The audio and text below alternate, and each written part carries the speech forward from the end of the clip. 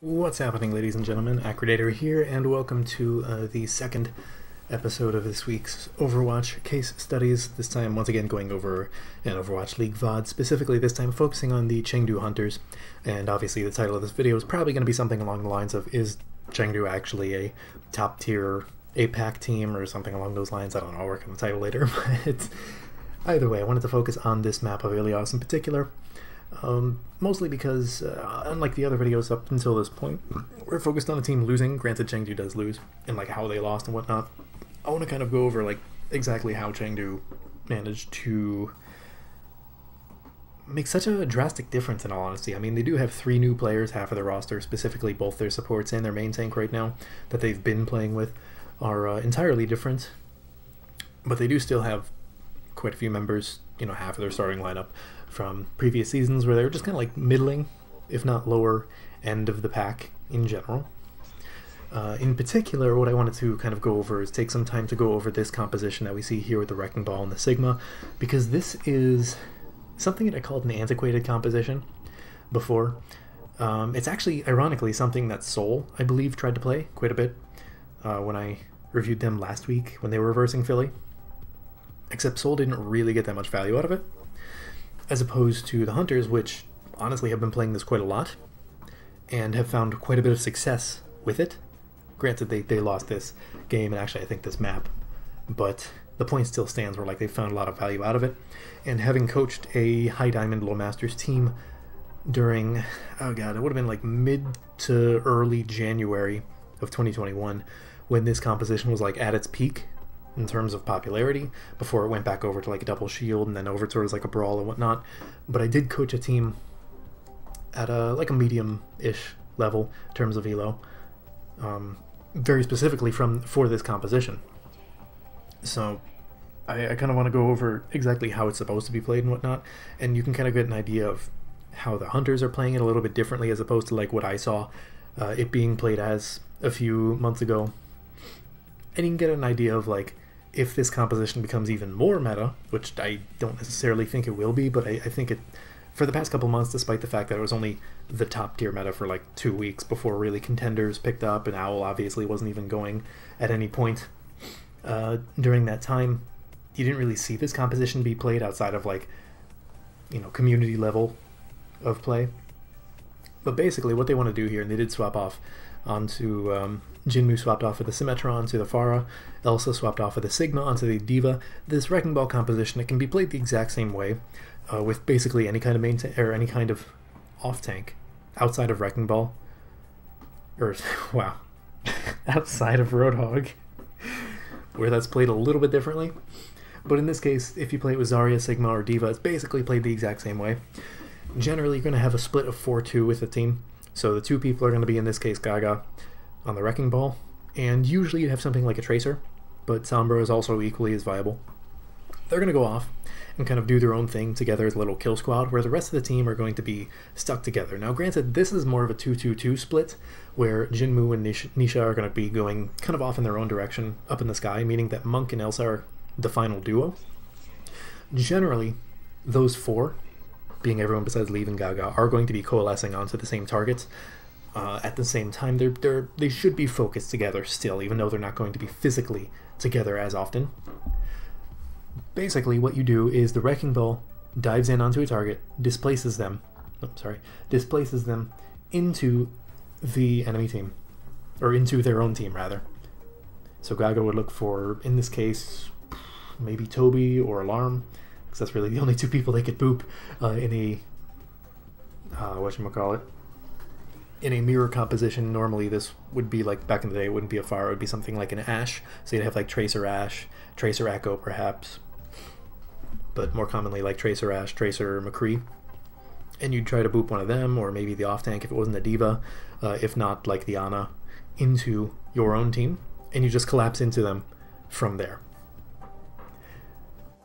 And then Leave basically is going to be there on the dive to make sure that it happens, get a little bit of extra damage while the boop is happening. Now, the Chengdu Hunters plays a little bit differently because, like I said, they're playing it with more of a 2-2-2 split. Jinmu and Nisha are kind of their own little kill squad, they just do their own thing. Gaga and Leave generally play a little bit more around Elsa and Monk than what you'd expect. And in this round in particular, I believe Philly wins, but it's extremely close.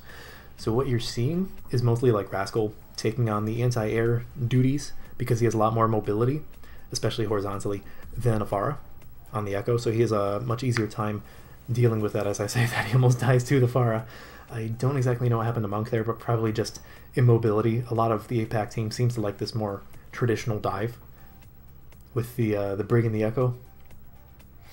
Again, just collapsing in onto the flex supports. And the way the Hunters are playing this is very split. But for the most part, it's not necessarily bad because it is supposed to be a composition that thrives in the chaos. They are getting quite a few kills. And Gaga is creating a lot of disruption. It's just that by the time he was creating that disruption, the rest of his team was dead for the most part. Meaning that it's kind of meaningless, in a way. It's not completely meaningless because he's building up to his mines, which he now has, which is honestly ridiculously fast. And now the rest of Hunters, because they're so high mobility for the most part outside of like Monk, they can come back to the point, capture it, after they get, I think Carpe was stalling? No, it must have been Hotba stalling.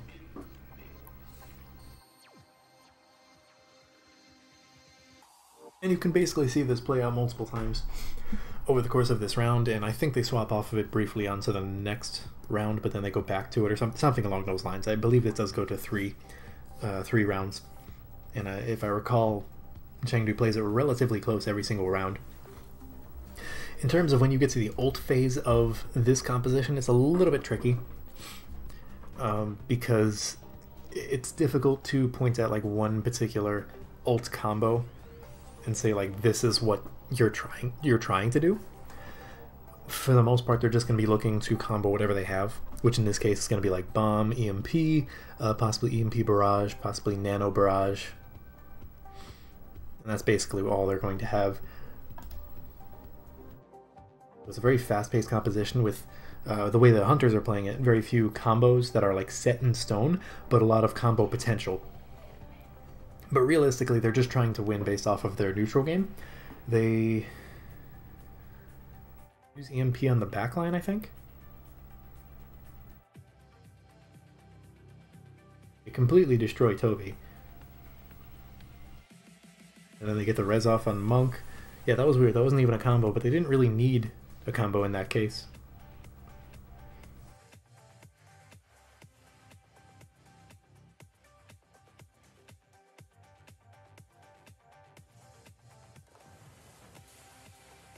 One thing you can see is that they're very split, but generally they're all shooting at the same target, creating a rather significant crossfire. Or rather, a bunch of crossfires. Because if you keep an eye on Philly's health bars, whenever someone's health is going down, like it's going down fast, meaning that basically all of Chengdu is shooting that exact same target. And that's how this composition is supposed to be played.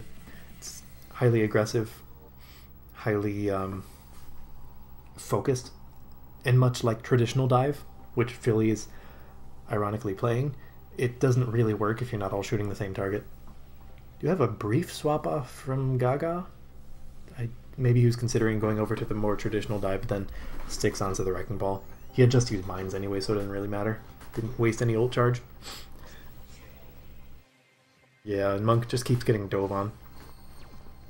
Realistically, it's just going to be Elsa's job to keep them alive. Thankfully, they do have the Pharah because they're playing, or they do have the Mercy because they're playing the Pharah with Jinmu. So they have that res if they need it. But otherwise they don't have a ton to combo here, and I think that's part of the reason as to why they have so much trouble. Like I said, normally they're not going to have a Pharah in this composition. I think that's just playing into their comfort picks. With Jinmu just being, quite frankly, one of the nastiest Pharahs in the world in modern times. So they're like, oh, you know, why not? And it does work. I say that and he gets stuck, but you get the idea. He's doing a lot of work right up until he got stuck.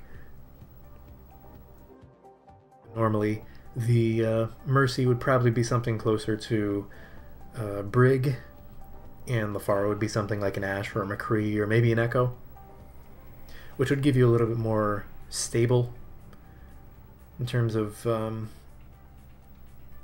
ults to rotate. Actually, as well, outside of the Ana, what you used to see a lot of was the Zen for the flex support, and that actually worked pretty well. Although it looks like Ana has been more favored, especially if they're playing the dive. Like, I could see why they're not playing the Zen. But in all reality, that was relatively close. You could see, like, it got a little bit dicey for Chengdu, mostly because they just didn't have the resources to fully commit into, like, the ult phase of the game towards the end there. The last, 30-ish% of the points, or should we call it, like, the last 2 minutes of that round. They just didn't really have any ultimates to combo, and the ones that they did, they weren't really finding enough out of.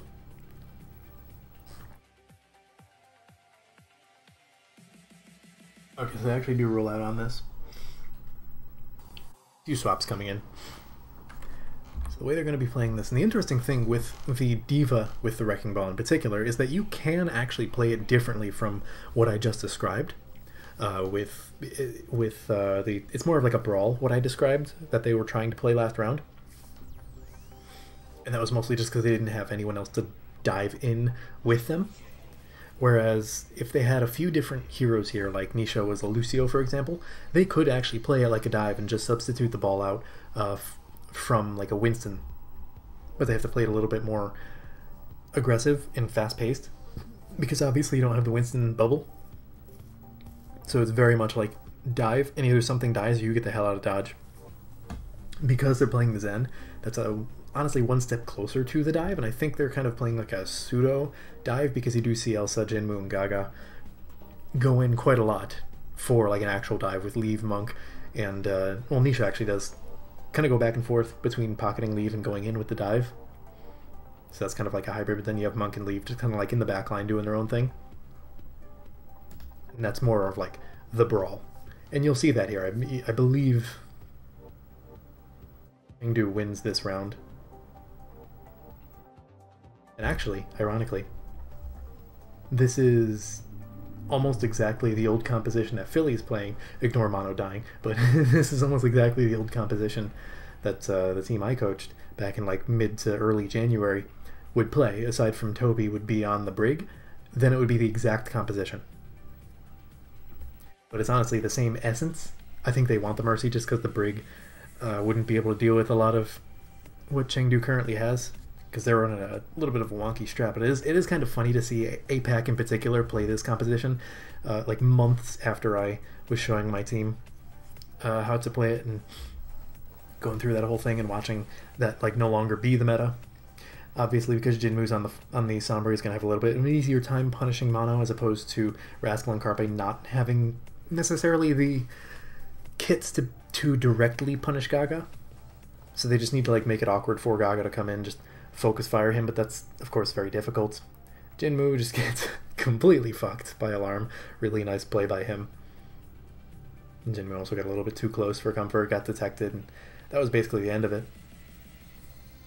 The one thing that Philly distinctly has over Chengdu is that they have a lot of burst damage, especially with Hotba on the Sigma as opposed to Elsa on the D.Va, with its more protective.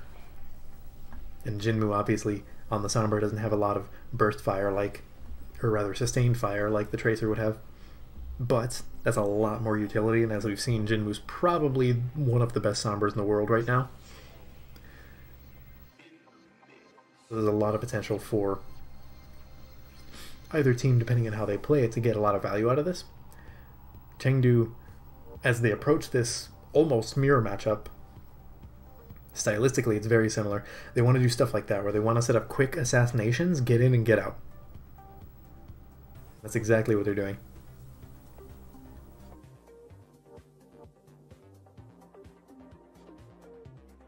Gaga just displacing as much as possible. He really does not want to let any of the reses get off, which he did successfully because everyone respawned by that point.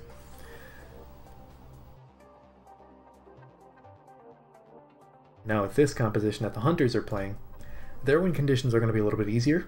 Actually, Elsa did swap over to the Sigma, so it's going to be played a lot more like a brawl now, as opposed to the dive, like the pseudo dive that they were playing.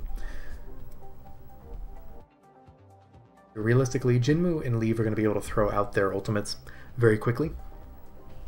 Gaga can also just kind of throw it out randomly.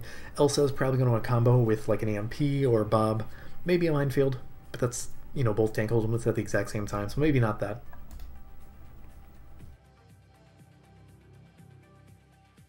But at the very least, you can sort of see the cadence of this composition, what it's trying to do. You know, Gaga just trying to make their lives a living hell, and that's creating openings like that for Leave and Monk and Jinmu to find these openings.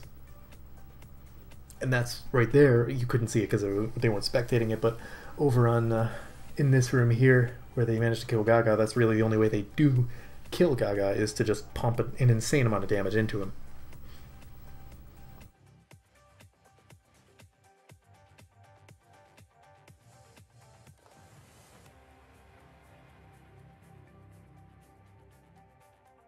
One of the bigger aspects of these Wrecking Ball compositions is divide and conquer. And you can see that Chengdu are, at least in this round, doing that a lot better than Philly. Philly is playing together, and it feels like they're trying to force Chengdu into like group fights as well, when realistically you don't want to do that with this composition. Not necessarily. I mean, you all want to be shooting at the same things, but you also have to create those crossfires, and you could see how spread out Chengdu is, and for once that's actually what they want.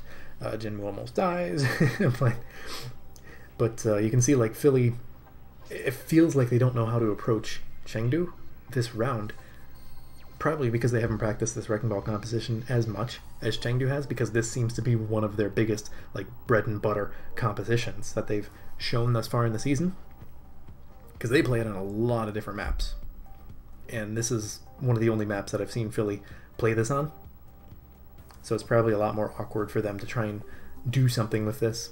It's not too much of a surprise that when they try to mirror match Chengdu in their own composition, they don't play it to the win conditions that they need to be.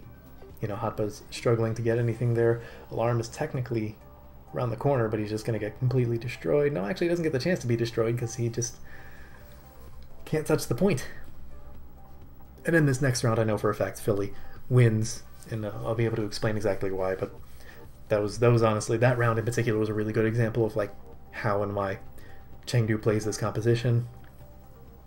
Of course, this point well on Ilios is really awkward for the Wrecking Ball. You can play it, but oftentimes like a Reinhardt brawl or possibly even just a Winston traditional dive will be more valuable. Really depends on how you play it and what the enemy team is playing. Eventually Philly does go over to the dive as well, and I believe they win this point a little bit more handily than they did the first point. I believe this is also where Rascal really starts to take the anti-air approach and just shut down Jinmu quite a lot.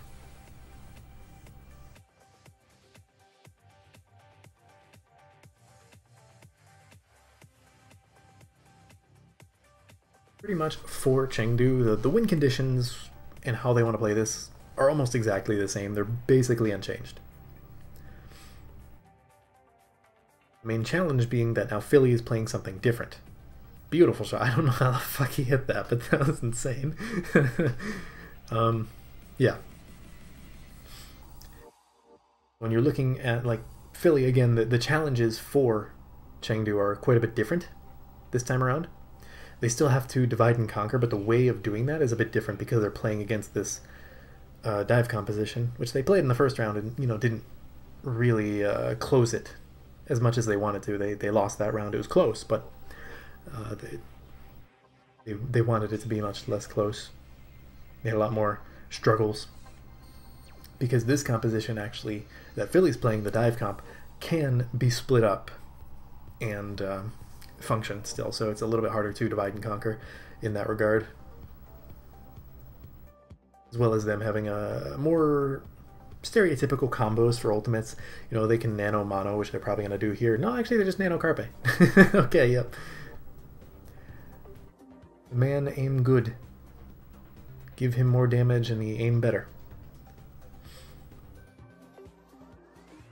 Nanoing the D.Va, I wonder if that was intended. That is one of the problems with running the Ana here with this Wrecking Ball composition for Chengdu, is that there's not necessarily an easy target to nano. You can nano Jinmu, but that creates the pressure of, is he going to get shut down?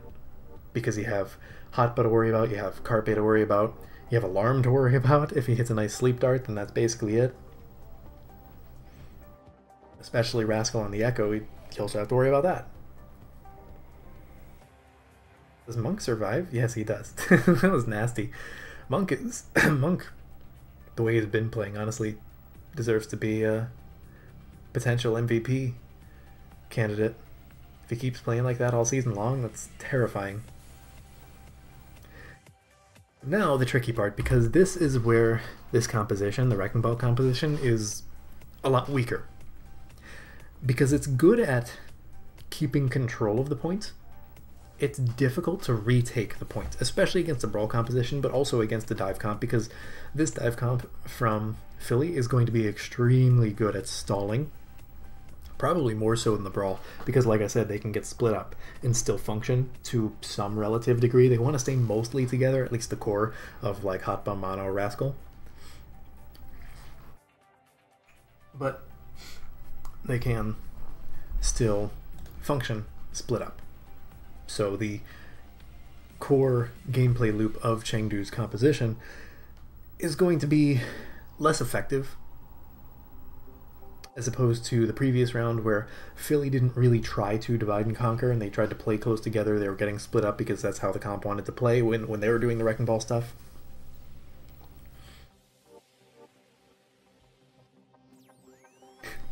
She just had enough, doesn't even get that. Sucks to suck. Oh well, they win this round anyways.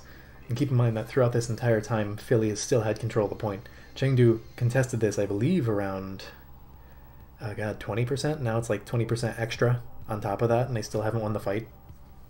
Or rather, won the point, despite the fact that they are winning the fight.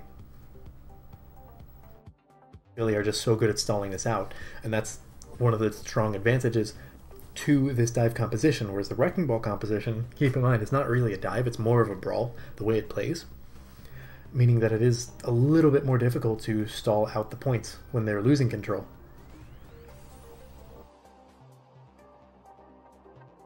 Kind of a weird barrage. I think they just had like a lack of communication in regards to like where people were coming from. That's tragic. Honestly, if he hadn't gone for that health pack, he probably could have survived. And also fed Monk a ton of ult charge. But what can you do? They did eventually regain control of the point because Philly just wanted to back up. They had enough build up to their ultimates that they're confident with this next fight. You know, Hotba has the bomb, Rascal and Carpe are going to have their ults. Toby and Alarm are rather close. Alarm's probably going to get his sooner than later.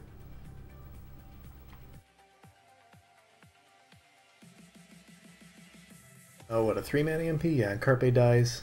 However, the bomb from Hotba, which I actually want to rewind and see. Where does that even go? Oh, I see where it was. Jinmu was in the sky, couldn't do anything about it, and Gaga was slept. Tragic. That probably by itself saved Philly the point. Because Chengdu was winning. They killed Carpe, who had High Noon. And both Alarm and Toby backed up. They had their ults. Couldn't do anything about it. There's a beautiful bomb from Hotba.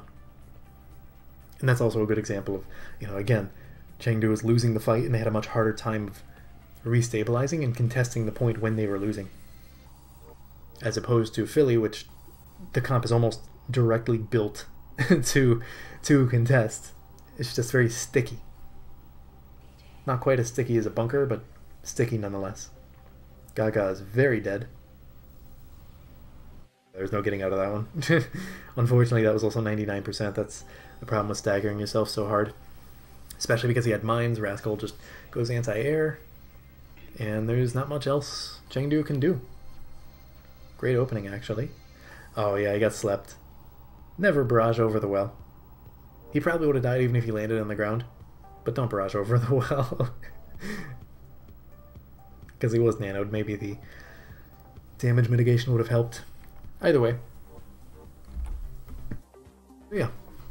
Main thing I wanted to cover in this was to kind of go over the Wrecking Ball composition, because I haven't really seen too many people talk about how it's supposed to be played, what the win conditions are, things like that. But it has been slowly creeping into more and more teams' repertoires, especially in the APAC region. I don't think I've seen it too much with the North American region. But I would fully expect some teams to adapt to that, because it is a rather versatile comp and it is extremely powerful on certain points. There are other points that it's just not viable on, like in Nepal Village for one. It's very difficult to get value out of it. King's Row, you're better off just playing stereotypical Brawl as opposed to the Wrecking Ball composition like that. Despite the fact that it does play like a Brawl, there's just not enough room for Wrecking Ball to really get the versatility that he needs. Despite that, Chengdu plays it probably the best, probably because they're playing it the most from what I've seen. But yeah, that's all I've got. I hope that kind of was entertaining and insightful, because I know for a fact a lot of people don't know how that comp is supposed to be played. I've seen a lot of people ask, like, what is this composition? Actually, I think I saw casters at one point for Owl actually say, like, what is this, towards the beginning of week 1 when Chengdu first pulled it out. By the way, if you enjoyed this video, feel free to give it a thumbs up. If you want to see more like it, maybe even subscribe. I do know that contenders will have already started for North America at this point. I believe it's starting on Monday, this past Monday, as of the time this is released. So I'll probably be looking into some of those matches, possibly trying to review them. I know that the schedule is going to be a bit wonky, because I like to record these on like Sunday or Monday, and they play on Monday, so I didn't get a chance to review any of them this week. But at the time of recording this, they haven't even started yet. But I'd potentially like to look at some contender stuff now that that's starting, especially because I know at least a couple people in the contender scene, so I'd love to possibly take a look at their plays and see what happens. Anyways, that's all I've got for now. Tune in next week for more stuff, and until next time, don't die.